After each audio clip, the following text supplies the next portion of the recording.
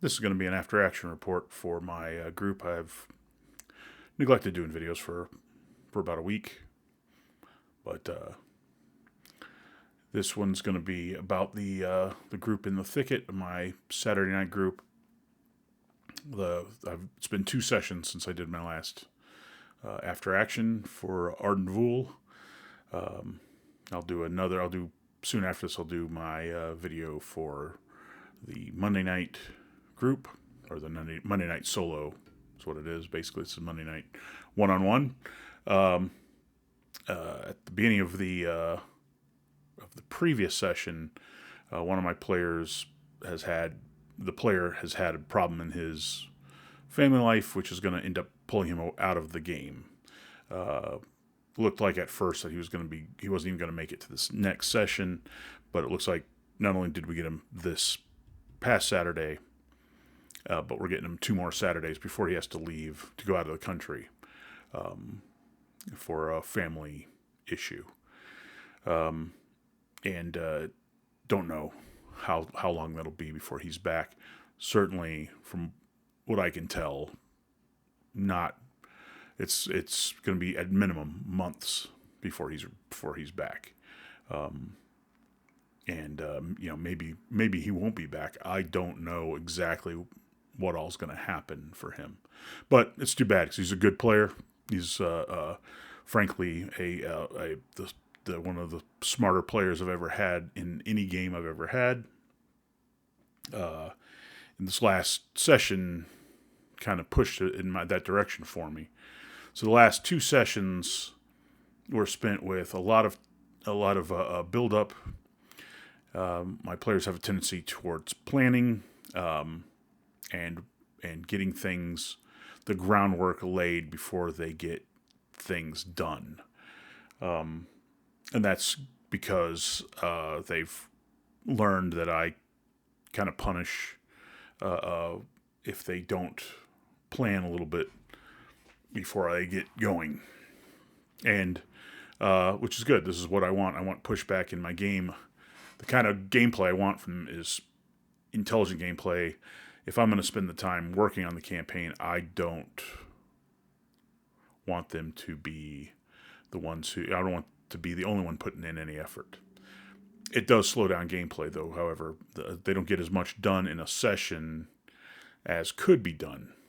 But this last session, they have driven the kobolds out of the entire thicket. They have taken over their lair. They have fought. They have gotten there, and they thought that because they had slain the evil druid who was in charge of who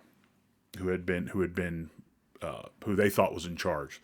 They thought the evil druid was the reason why the thicket, this literal thicket of thorns, was behaving in a menacing way. They thought they'd gotten rid of that source by getting rid of this druid, but turns out they had not done that. That is not what the problem was. They'd taken out the druid, but she wasn't the one causing all this. The party it returned was faced with thorn spitters, which are the monsters that are introduced in this module, and they had to fight them. But the party has leveled up almost every session because of the amount of treasure they pulled these last few, and it includes at the end of this session, even though they only end up fighting some thorn spitters, one undead spirit of vengeance, and what else did they fight? They fought something else, and I'm blanking on it all of a sudden. And they had 3 combats the entire session. Not one of them was as large as the 50 plus adversaries they faced in a single encounter the session before. This was pretty minor, but because what they did is because of all the combat they had done before, now they were basically free to loot the entire area. They ran into some undead beneath a uh, um, beneath a ruined building, who were trying to get the attention of the party and draw them into a fight, and the party refused to engage. So now the party, after having refused to engage, they move on. They only fight a few creatures that are dangerous. Mostly the most dangerous probably being the vengeful spirit. They end up putting that body to rest, and which finally keeps it from regenerating. So they had to fight it twice. They only get XP for fighting it once, but they get for defeating it once, but they defeated it twice, and then put the creature to bed by resting its bones. They then went and collected the treasure of their vanquished foes. They they spent the session mapping out the entire ruins that the kobolds had. They found a secret door that the vengeful spirit remains were at. There was a secret door. They open it up. They go into what was a secret tomb, a secret mausoleum for members of what was called the Cobalt Legion, and there they find quite a bit of treasure again.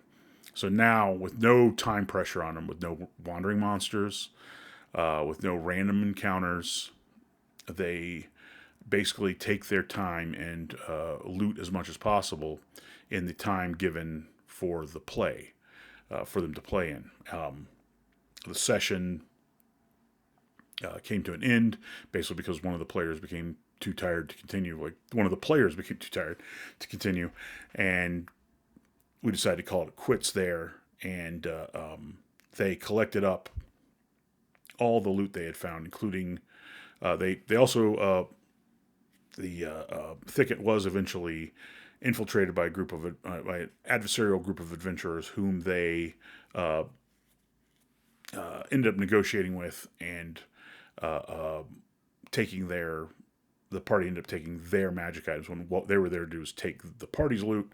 The party ended up taking their loot. The party still has with them a body of 9 mercenaries, 8 archers and 1 swordsman, a henchman, and 4 PCs and an associate NPC.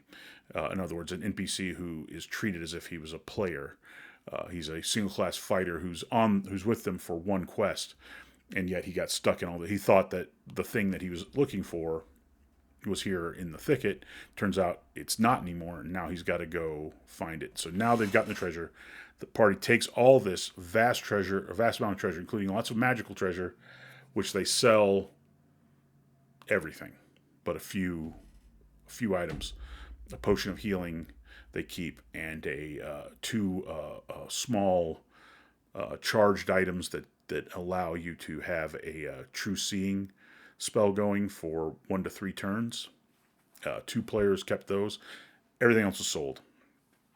They took items from the Cobalt Legion to the Knights of the Azure Shield and traded those items not for treasure but for favor and training. They also had some other artifacts that were given back to the Azure Knights of the Azure Shield, which led to the party getting some nice benefits and some excellent training opportunities.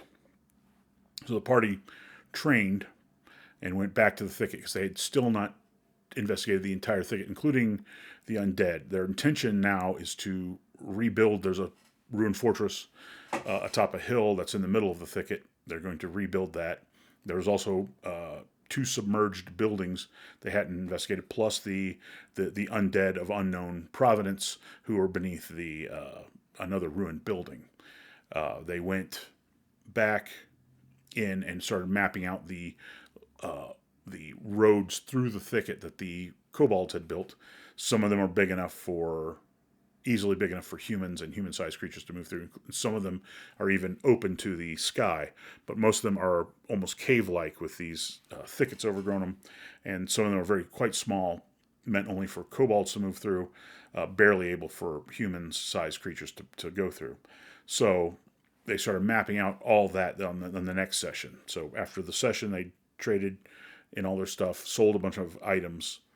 Now they go back, and there's some very heavy objects that they had carried back too. So now they want to see what other treasure is there. So another session is basically spent with them looting even more of the thicket. They kill eight ghouls, which is what's trapped underneath the building. They find another kind of vengeful spirit, but this one's not a spirit undead, but a skeletal undead. They end up doing battle with it and looting its treasure. They find another undead who's incapable of causing them harm, but will promise not to do any harm to them if they bury the remains, even though it is an evil being. So they bury the remains, and then one of the characters decided no, the body had some killer loot on it, and they grabbed the killer loot, and which led to a curse being put upon the party, where the curse is simply two very powerful creatures attack them once they leave the thicket with these items.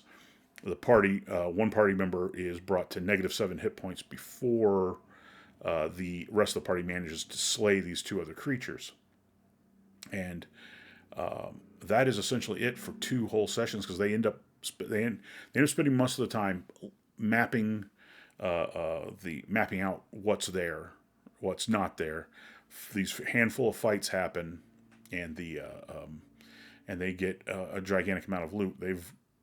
Most of the XP they've gotten from this adventure has been these previous 2 sessions where they had freed themselves from wandering monsters so they could take their time looting. They found quite a bit of loot the second round. Each time, the first time through, they got a huge amount of loot. Second time around, they got quite a bit.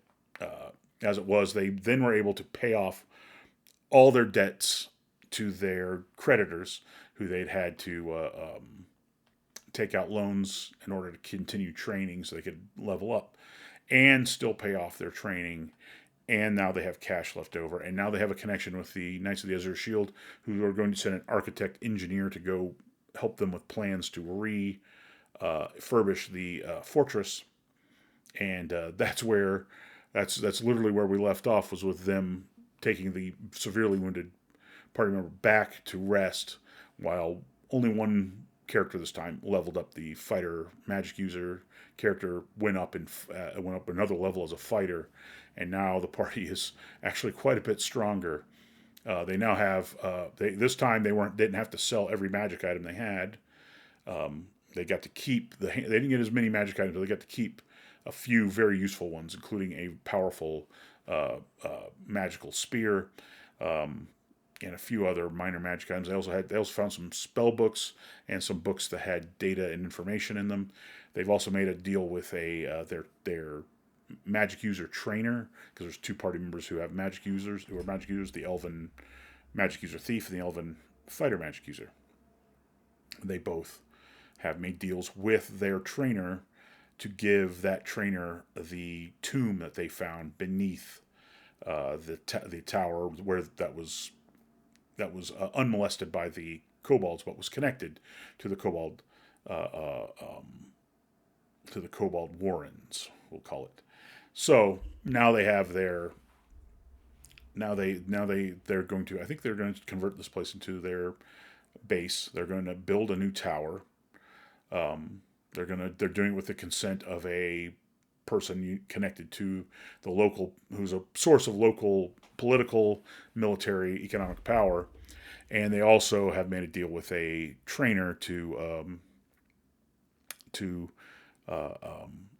take over part of it. Now, the trainer is doing this because she understands that what they have in the tomb could be extremely valuable. She's not sure what exactly is going on there.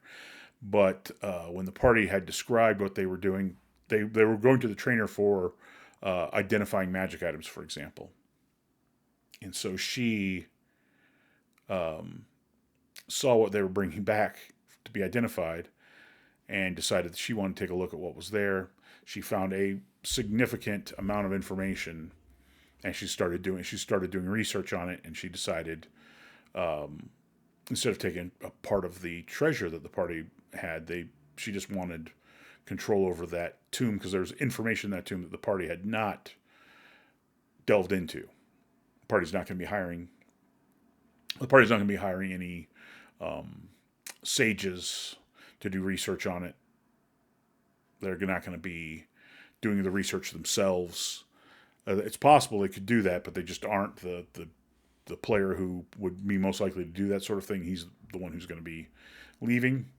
So yeah, so they've left a major find up to an NPC to deal with, and they don't know how major or how minor it is. And to be fair, the NPC doesn't know, but the game master, of course, knows. But the NPC doesn't know fully what's at stake there. And the party is going after these two missing figures that they want to find. If they find them, they have to go and deal with Ardenvoul. Finally, have to go into Ardenvoul, which will be what they do at the beginning of next session, as they go looking for these two kidnapped, captured figures, and that will be the beginning of them actually going to Ardenvoul. But they're very much buffed up in levels, and they have some good gear. They're relatively high level characters for AD&D. They have access to third level spells now, for example. So they've done a pretty thorough job of searching for treasure, and they've exhausted pretty much the thicket for that. But now they will turn the thicket into a base. Unknown to them, they left a few enemies who know about a secret entrance into the place. So that could come back to bite them in the ass. In fact, it already has, but they haven't figured that out yet. They didn't go looking in a certain spot while they were there. And if they had, they would have realized they've been robbed to some degree. So now the party is about to go back to Ardenvoul because it's going to take a week of rest to get the character who was dropped to -7 hit points back to where he can be a healthy member of society. And also one of the character has to train, which it's going to take him a week to train. And then they're headed into Ardenvoul proper for once. But that's it for this after action report. If you like the video, like and subscribe.